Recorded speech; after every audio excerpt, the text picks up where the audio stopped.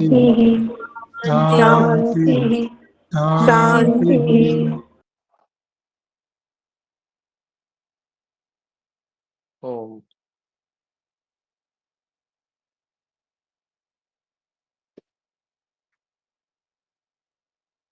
वैशेषिक दर्शन के चतुर्थ अध्याय के द्वितीय आहनिक के 3 सूत्रों को हम पढ़ चुके हैं। यहाँ तक यदि हम में से कोई भी प्रश्न पूछना चाहते हैं कोई, तो हस्तोत्थापन द्वारा सूचित कर सकते हैं।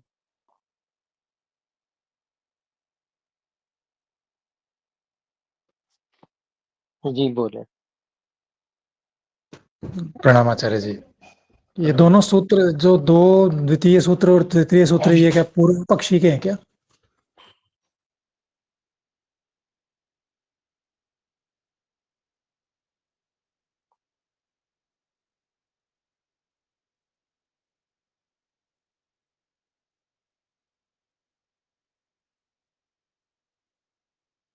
नहीं, पूर्व पक्षी की तो नहीं। आपको कैसे लगा? आप पंच भौतिक शरीर मानते हैं इसलिए? हाँ, जिस प्रकार से इसमें शंका और मतलब इसका जो भाष्य है उसको देख करके ऐसा लगा कि ये पूर्व पक्षी के हैं, हो सकते हैं। लेकिन बाद में फिर वो नहीं समाधान वाली वो बात भी नहीं लिखी, पुनः पुनश्च समाधते, ऐसा कुछ लिखा हुआ नहीं है, तो इस कारण से, क्योंकि वो प्रत्यक्ष नहीं ये अप्रत्यक्ष वाली जो लिखी है ना कि ये हम्म, अप्रत्यक्ष दिखते नहीं है, तो तब भी इनको कैसे माने, तो वो इसलिए मुझे ऐसा लगा कि ये पूर्व पक्षी के हो सकते हैं। नहीं पूर्व पक्षी के नहीं है, ये सिद्धांति के ही है। और वैशेषिक दर्शन का जो इसमें मत है वो स्पष्ट किया जा रहा है।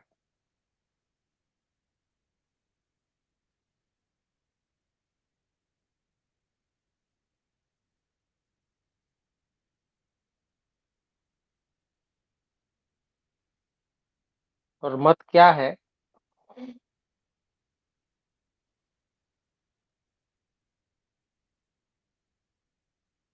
वो ये है कि सबसे प्रमुख रूप से ये शरीर जो है पार्थिव है।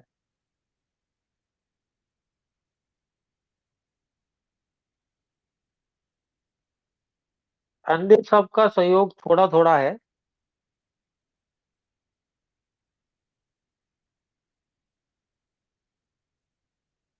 सब सबसे प्रमुख जो है वो पार्थिव है ये। तो प्रमुख ही नहीं कहा, बल्कि वो कह दिया पार्थिव ही है ये, है ना। जी आचार्य जी जी। पर जो प्रथम सूत्र में, क्योंकि ऐसा लिखा है कि पृथ्वी आदि कार्य सब, यानी कि आदि कर दिया तो सभी का इसमें समावेश हो गया, तो कार्य द्रव्यों की बात की है, पृथ्वी आदि कार्य द्रव्य। हाँ हाँ जी। वो 3 प्रकार के हैं, शरीर, इंद्रिय और विषय।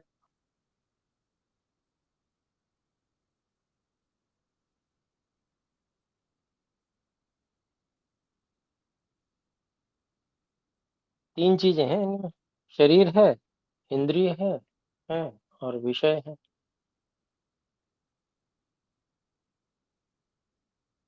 तो अब हमको शरीर यही पता है, पार्थिव वाले ही। तो पार्थिव की इंद्रियां ही पता है, पार्थिव के विषय ही पता है। पर अगर आग्नेय हो तो वो आग्नेय की इंद्रियां कैसी होंगी, वो उनका विषय क्या होंगे, आग खाते होंगे वो लोग, क्या करते होंगे, ये भी सूत्रकार ने तो,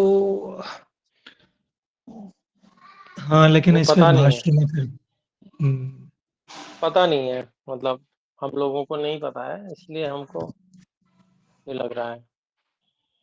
पर यहाँ पर जो बात कही गई है, पृथ्वी आदि कार्य द्रव्यम, पृथ्वी आदि जितने भी कार्य द्रव्य हैं, जो भी कार्य के रूप में आते हैं, माने जाते हैं, वो 3 प्रकार के हैं, शरीर, इंद्रिय और विषय। 3 विभागों में उनको विभाजित कर दिया पूरे संसार को। और जो आचार्य जी जैसे ये जो सामान्य सा जो एक उदाहरण इसमें लिया जाता है वैशेषिक दर्शन में बार-बार जो घट पट, तो अब पट भी एक तरह से पृथ्वी हाँ, कार्य पार्थिव द्रव्य है। ही हो गया, पार्थिव हाँ, ही है। पार्थिव है। हाँ जी, हाँ जी। तो उसकी इन तीनों में से कौन-सी संज्ञा निर्धारित होती है? शरीर, इंद्रिय, विषय इनमें से कौन-सी है? विषय विषय है वो। अच्छा, और तो फिर विषय यदि है तो फिर विषय के लिए इन्होंने बताया कि विषय तो वो है जो ताभ्याम शरीर इंद्रिय इनसे अवशिष्ट जो बचा हो इनसे हाँ, अवशिष्टम। हाँ, तो तो वस्त्र ना तो शरीर है ना इंद्रिय है, बाकी बचे हुए में ही आ गया ये अच्छा इन दोनों से वस्त्र। भिन्न। अच्छा, हम्म। अवशिष्ट का मतलब मैं ये समझ रहा था कि जो जैसे वो अवशिष्ट। वो नहीं, अविशिष्ट होता है वो, समान के अच्छा, लिए अविशिष्ट। विशिष्ट, विशिष्ट मतलब भिन्न। अ लग गया तो निषेध हो गया। जो भिन्न नहीं है मतलब समान है वो अविशिष्ट समान। होता है। और यह है नहीं जो अवशिष्ट। नहीं जो हम क्या है कि विद्यालय में छोटी कक्षाओं में पढ़ते थे वो अवशिष्ट उसको बोलते थे जो, पर वो शायद अपशिष्ट तो होता था वो, ठीक है वो अलग अलग शब्द था वो, अपशिष्ट। अपशिष्ट तो खराब के लिए कहा हाँ, जाता है, मल बेकार मल बेकार भाग। माल। हम्म। जी अलग अलग आचार्य जी। उपसर्ग हैं, अलग अलग उपसर्ग हैं, उनसे शब्दों का अर्थ बदलता है। अप उपसर्ग लग गया तो जो बचा वो गंदगी हो गई। अब लग गया तो बचा हुआ कुछ हो गया, गंदगी नहीं भी है तो भी। भिन्न अर्थ देने हाँ, लगते हैं ये। जी, जी आचार्य जी। और एक ये द्वितीय सूत्र की जो भूमिका वाली पंक्ति है इसमें ये दिया हुआ है कि आहोस्वित, आहोस्वित का अर्थ क्या है? या आहोस्वित का अर्थ अथवा, या है? अथवा। अच्छा, अथवा। वाह! ठीक है आचार्य जी, धन्यवाद।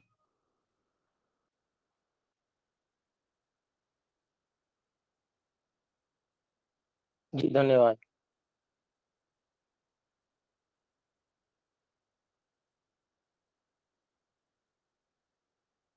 ये जरूरी नहीं है कि आप केवल सैद्धांतिक शंका पूछें, कहीं पंक्ति लगाने में भी कोई परेशानी होती है वो भी पूछ सकते हैं।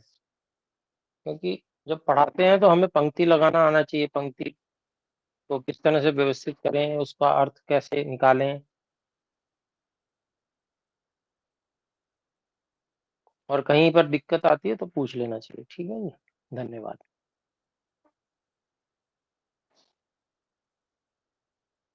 जी।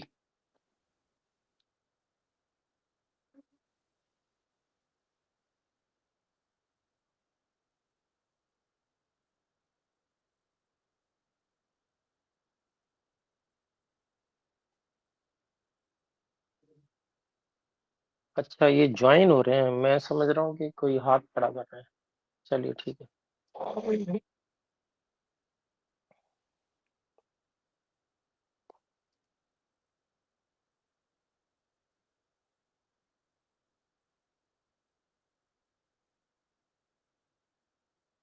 तो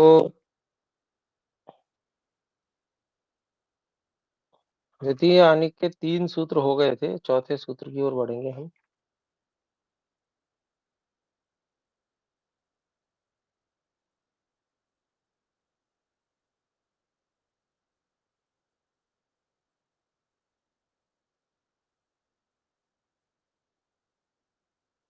तो इसकी भूमिका है प्रत्यक्षाणां पंचानां यद्वा प्रत्यक्षाणां द्रव्याणां संयोगः प्रत्यक्ष और अप्रत्यक्ष का, पांचों का, या फिर प्रत्यक्षों का, प्रत्यक्ष द्रव्यों का आपस में संयोग, शरीर आदि कार्य में खलु उपादानत्वेन प्रतिषिद्धः, उपादान रूप से निषेध किया गया।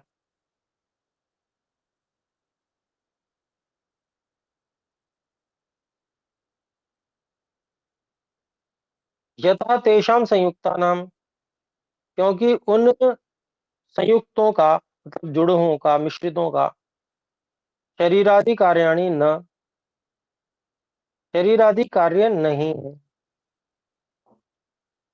न तस्मात् तानि उपादान कारणानि,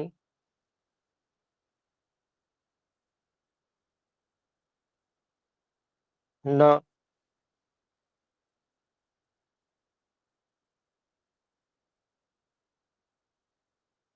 अच्छा न पहले से जोड़ लेंगे पहले वाला, नहीं तो दो ना हो जाएंगे तो परेशान करेंगे।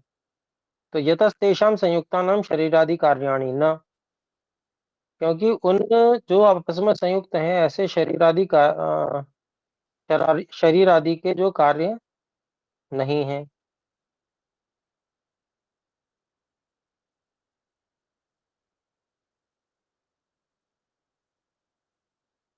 नहीं, शरीर आदि कार्य नहीं है, उन संयुक्तों के आपस में मिले हुओं के शरीर आदि कार्य नहीं है। फिर है तस्मात् तानि उपादान कारणानि न, इसलिए वो उपादान कारण नहीं है।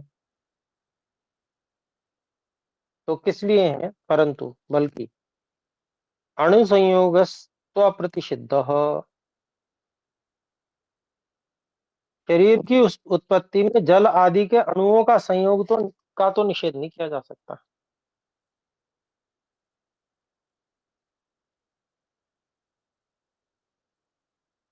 अब यहाँ बात खुल के सामने आ गई, क्या कहना चाहते हैं।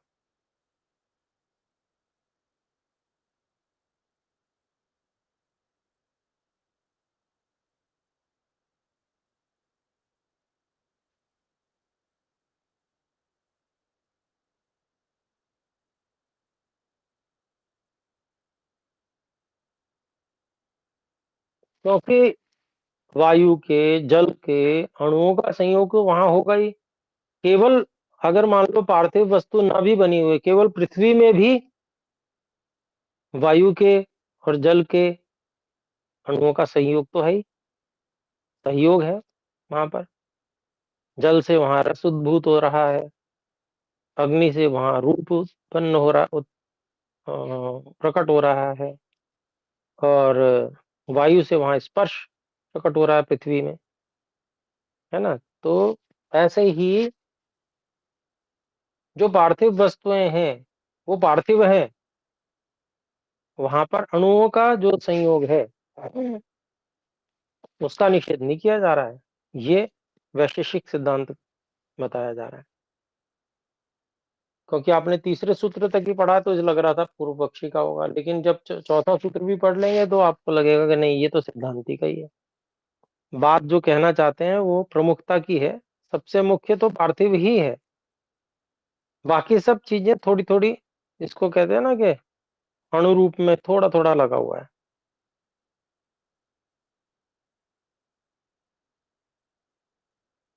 तो इसका जो भाष्य देखते हैं हम, पृथिव्याः खलु उपादानत्वेऽपि तत्रैकोपादानके शरीरादौ अप्यादीनाम् अणूनां संयोगस्तु खलु अप्रतिषिद्धो मंतव्यः। कहते हैं पृथ्वी आदि के उपादान कारण होने पर भी, उपादानत्वेऽपि तत्र एको उपादान के, उस एक ही पृथ्वी मात्र उपादान वाले शरीर आदि में अप्यादि नाम अर्थात जल आदियों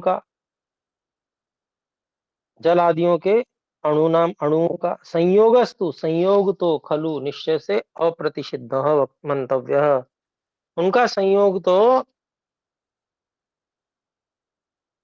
अप्रतिषिद्ध है, ऐसा मानना चाहिए। मतलब उसका निषेध नहीं किया गया है। आगे कहते हैं, न ही शरीर संस्थानम तैराप्यादिभिरणुभिर्विना संभवति, क्योंकि जो शरीर आदि जो आकृति है, संस्थान है, वो उन जल आदि के अणुओं के बिना संभव नहीं होता है। घटादि पार्थिव वस्तुवत, जैसे घड़े आदि पार्थिव वस्तु हैं में, भाई घड़ा बनाना है तो पहले पानी का संयोग तो करना ही पड़ेगा, फिर अग्नि का संयोग होगा, तब वो घड़ा तैयार होगा। उसी तरह से यहाँ भी है, वहां अलग अनुपात है, यहाँ अलग अनुपात है, भिन्नता तो है, सब चीजें एक जैसी नहीं होती हैं।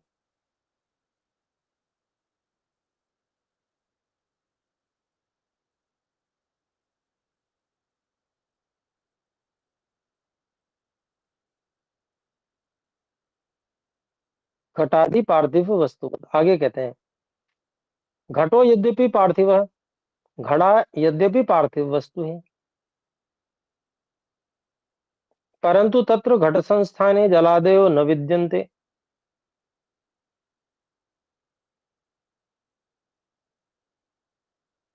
लेकिन जो वहां पर घड़ा रूप जो बनकर तैयार हुआ हुआ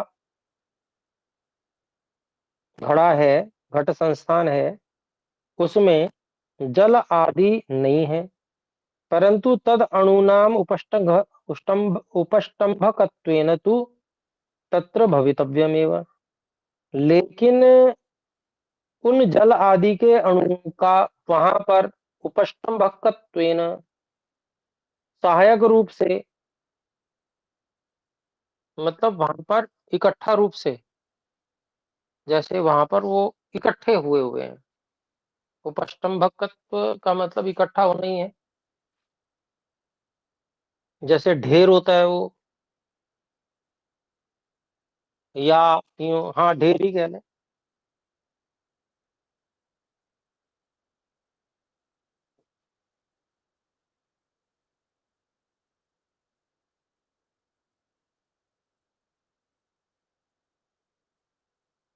तो एक सहयोगी रूप से तो वहां पर होना ही चाहिए उनको। तथैव शरीर आदौ खलु अपि, ऐसे ही शरीर आदि में भी निश्चय से तद अणु नाम, उन अणुओं का, अर्थात जल के आदि के, जल अग्नि वायु के अणुओं का उपष्टंभकत्वेन, सहायक रूप से, अवश्यम भवितव्यम ही, जरूर ही होना चाहिए। नो चेत शरीरादौ क्लेद पाक व्यूहावकाशानाम, अन्यथा शरीर आदि में जो गीलापन है, पाक अर्थात गर्मी है, व्यूह अर्थात जो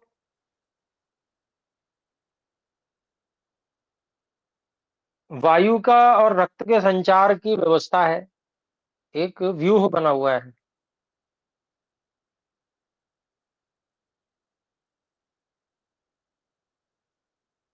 और अवकाशानाम,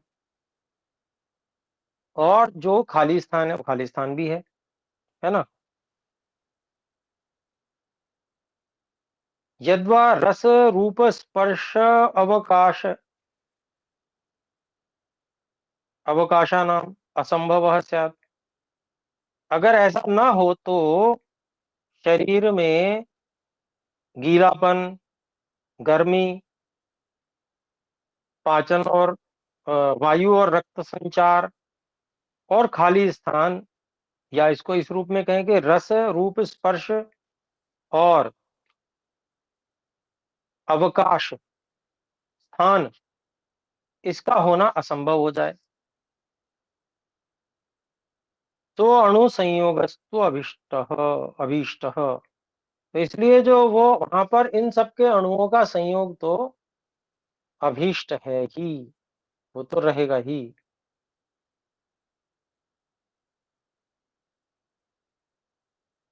तो अब यहां से बात जो है स्पष्ट हुई होगी कि क्या कहना चाहते हैं। बहुत अधिक प्रधानता जो है वह पृथ्वी की ही है, परंतु अन्य अणुओं का संयोग तो है ही। जी, बोले आशीष जी। हाँ, आचार्य जी, जो ये इसमें दिया हुआ है ना कि क्लेद, पाक, व्यूह, अवकाश, इन चारों से, इन चारों का क्रम से संबंध माने क्या? रस का क्लेद से, रूप का पाक से, स्पर्श का व्यूह से, अवकाश का अवकाश से, ऐसा? हाँ, ऐसे ही समझ या- सकते हैं, बिल्कुल समझ सकते हैं। अच्छा तो, अच्छा तो एक बार इसका जल, अग्नि, वायु और आकाश, हम्म, इससे संबंध मान सकते हैं।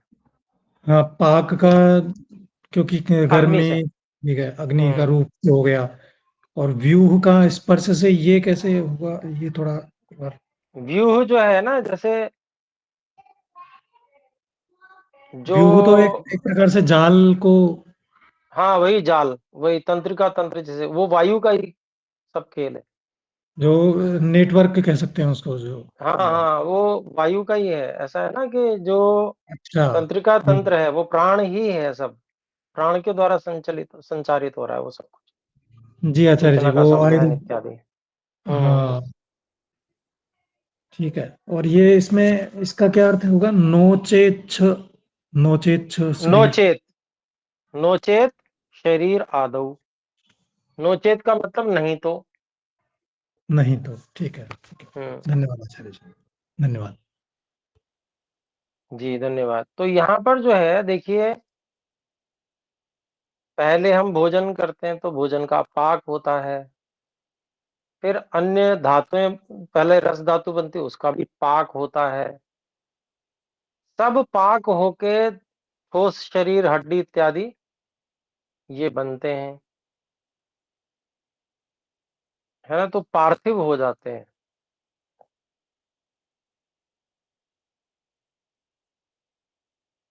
तो मुख्य जो शरीर में भाग है, वो पार्थिव ही है, ये कहना चाहते हैं। लेकिन बाकी सबका जो वहाँ पर संयोग है, सहयोग है, वो तो रहेगा, अणुओं का संयोग सूक्ष्म रूप से।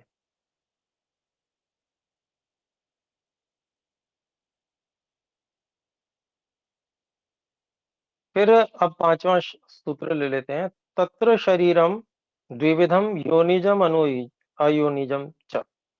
तो शरीर 2 प्रकार का है, योनिज और अयोनिज।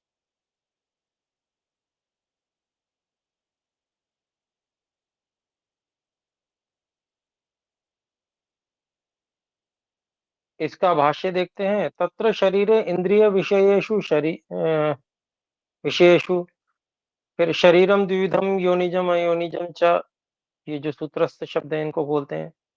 शरीरम खलु द्विविधम द्विपक प्रकारकम भवति। तो वहाँ शरीर, इंद्रिय और विषयों में, इन तीनों में से शरीर जो है वो 2 प्रकार का होता है। प्रकारद्वये खलु एकम योनिजम। 2 प्रकारों में से जो एक है, पहला है, वो योनिज है।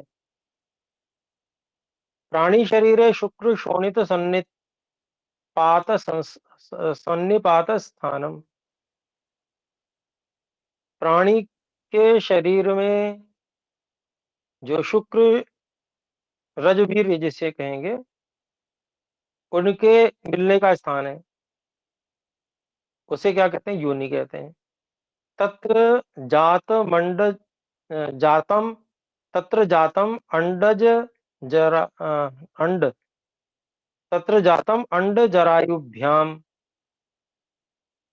तो वहां उत्पन्न जो अंडे या जरायु, अंडा जो है उसकी झिल्ली वो कठोर होती है, और जरायु जो है वो मुलायम झिल्ली वाला होता है। तो जो पक्षी होते हैं वो अंडे से उत्पन्न होते हैं, और हम लोग जो हैं वो जरायु से उत्पन्न होते हैं।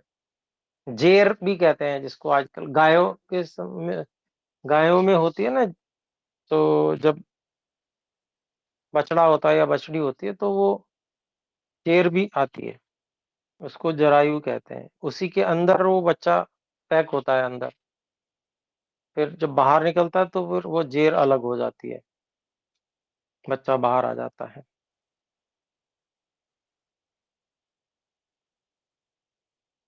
तो इस तरह से 2 प्रकार हो गए योनिज में भी, अंडे से और जरायु से। बहिर्गमनशीलम यद्वा अंडज जरायुवोः पुष्टिगतम योनिजम।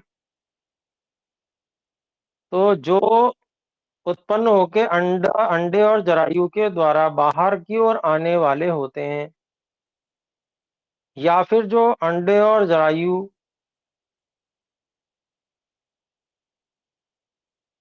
से पुष्टि प्राप्त करते हैं, वो योनिज हैं। द्वितीयम तद्भिन्नात् द्वितीयम तद्भिन्नात् जातम अयोनिजम। दूसरे उससे भिन्न उत्पन्न होने वाले जो अयोनिज होते हैं। शरीरम अयोनिजम आप्यम वरुण लोके। जो शरीर है, जो अयोनिज होते हैं, वो जलीय होते हैं वरुण लोक में। तेजसम आदित्य लोके वायव्यम मारुत लोके। और जो आग्नेय शरीर होते हैं वो आदित्य लोक में, और वायवीय शरीर होते हैं वो मारुत लोक में होते हैं। पूर्वम उक्तम यथा।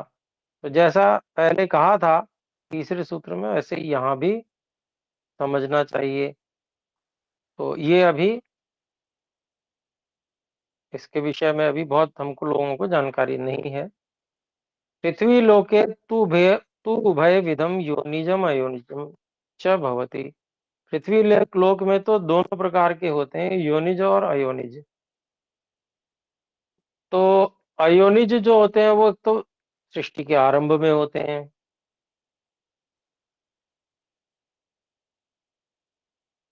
और जो वृक्ष पेड़ आदि होते हैं, पौधे आदि होते हैं, ये भी अयोनिज होते हैं। बाकी जो यहाँ पर कहे गए हैं वो अयोनिज जो है वो वरुण लोक में होते हैं। तो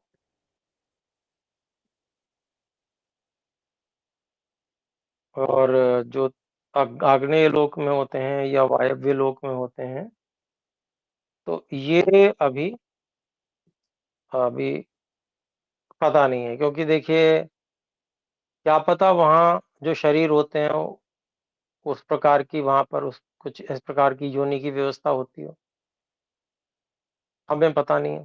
तो हम कैसे कह दें कि वो योनिज होते हैं या अयोनिज होते हैं, जब हमें कुछ पता ही नहीं है। बाकी स्वामी जी ने लिख रखा है तो उन्होंने कुछ सोच के लिखा होगा, अपने को समझ में नहीं आया।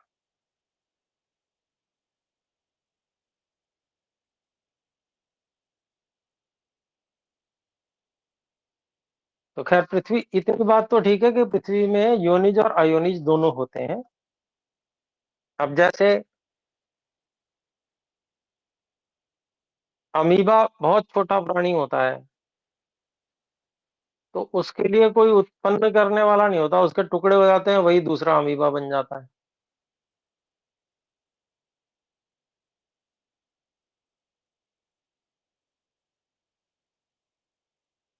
तो उसकी संख्या अपने आप बढ़ती रहती है, टूट टूट के। तो वो अयोनिज कहा जाएगा।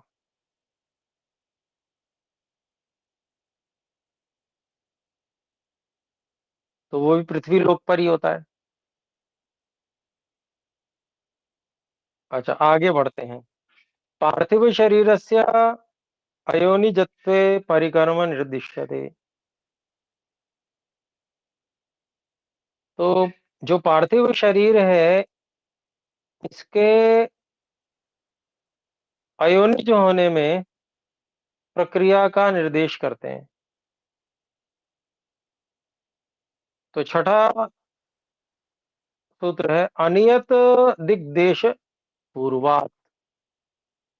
कई सारे सूत्र हैं, इनमें एक वाक्यता है, इसलिए एक साथ पढ़े गए हैं। अनियत दिग्देश पूर्वकत्वात् धर्म विशेषाच्च समाख्या भावाच्च संज्ञाया आदित्वात् सन्ति अयोनिजाः।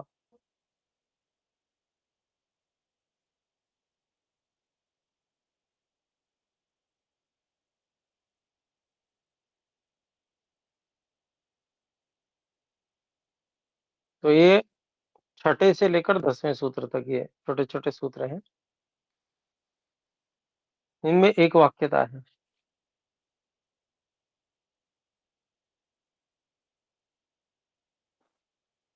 जी, बोलें। हाँ, नमस्ते आचार्य जी, क्षमा चाहता हूँ, कुछ थोड़ा पिछले सूत्रों से कुछ वापस से शंकाएँ रह गई। बोलें। यदि ये है कि एक तो ये शंका उठ रही कि अब इसमें ये तो सिद्ध कर दिया कि भई इसमें जो है कि पृथ्वी के अलावा जो अन्य जो हैं, उनके तो सबके अणुओं को बोल दिया कि भई अणु है इसमें। अणु लेकिन संयोग है। हाँ, लेकिन पृथ्वी का ही शरीर पार्थिव ही कैसे मान लिया जाए, जो क्योंकि पृथ्वी के तुल्य तो शरीर का कुछ दिखना होता नहीं है।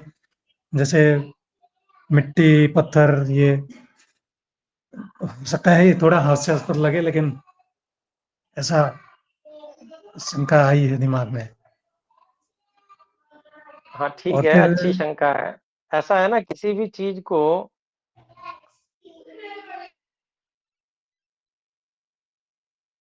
जैसे उसका कैसे पता चलेगा कि ये पार्थिव है? तो जैसे अग्नि में जला दें तो क्या बचेगा? तो राख बचती है, हड्डी बचती है, राख बचती है ना?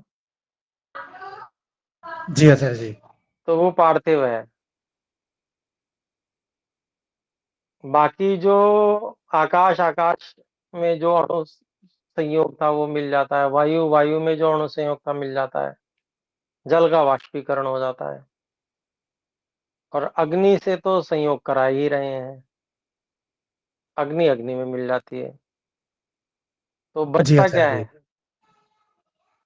तो वहाँ हुँ। पर जो अगर तो जलाएँ और जल बिखर जाए वहाँ पर तो समझेंगे कि जल ही है, कुछ ना जी, बचे। आचार्य जी। ठीक है। लेकिन वहाँ पर तो बहुत सारी राख बचती है और हड्डियों की भी कुछ अंश बचते हैं। तो यही कहना होगा कि पार्थिव है। जी, जी, आचार्य जी, ठीक है।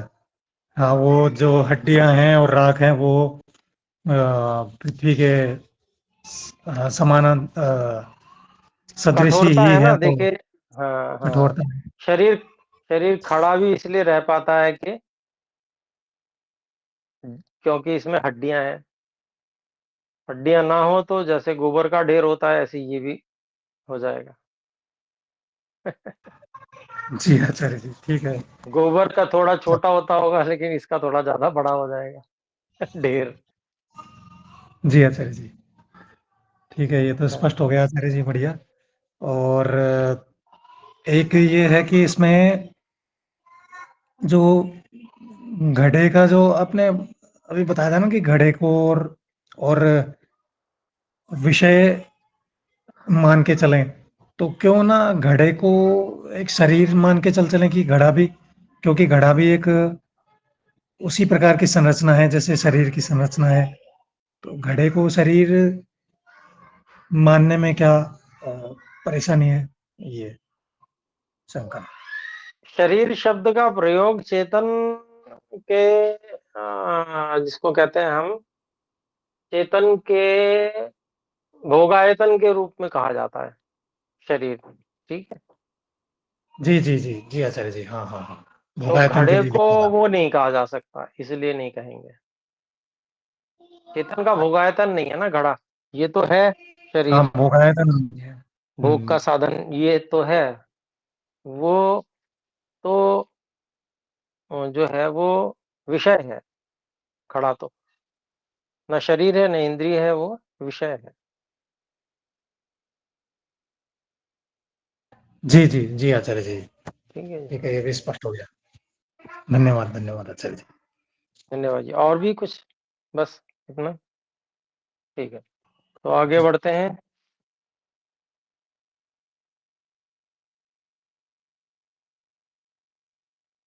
तो यहाँ पर हमारा ये हो गया था। तो हम देख रहे थे ये 5 सूत्र हैं जो साथ में, तो इनका अभिप्राय देखने का प्रयास कर रहे थे अपने लोग। 6 से 10 तक हैं ये सूत्र, मैंने पढ़ दिए थे सभी सूत्र। अभिप्राय हुआ कि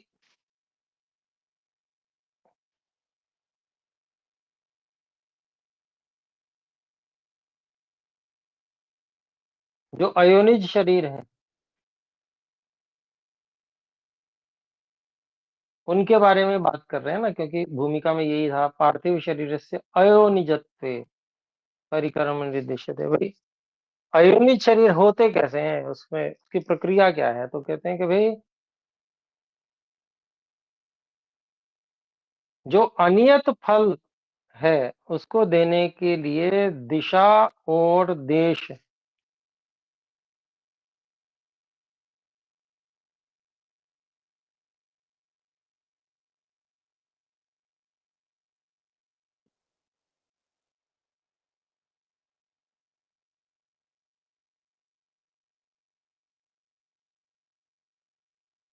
तय नहीं होता।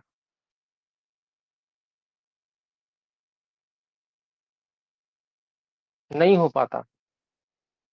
जैसे वर्तमान में जो कर्म किए जा रहे हैं उनका दिशा और देश तय हो जाता है, इसलिए उनको योनिज शरीर मिल जाता है, माता पिता मिल जाते हैं। लेकिन जो ऐसे कर्म होते हैं जिनका दिशा और देश तय नहीं हो पाता, अनियत रह जाता है ऐसे कर्म,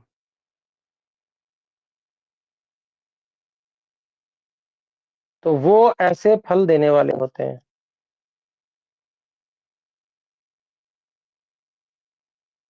जिससे अयोनिज शरीर मिले। 7वां सूत्र है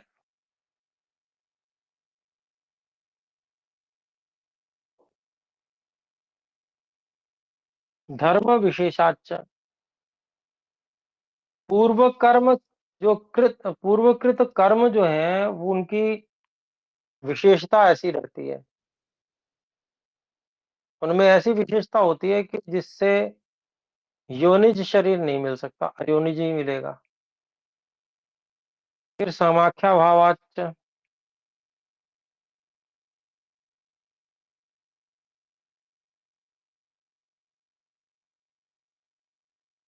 तो समाख्या कहते हैं यौगिक संज्ञा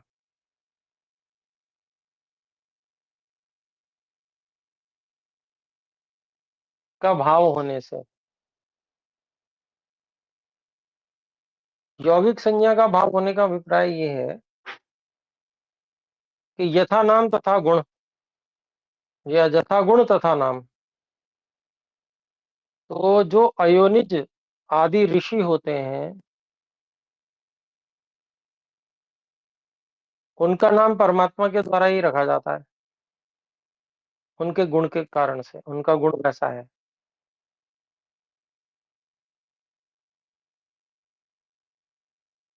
फिर 9वां सूत्र है संज्ञा आदित्वात्।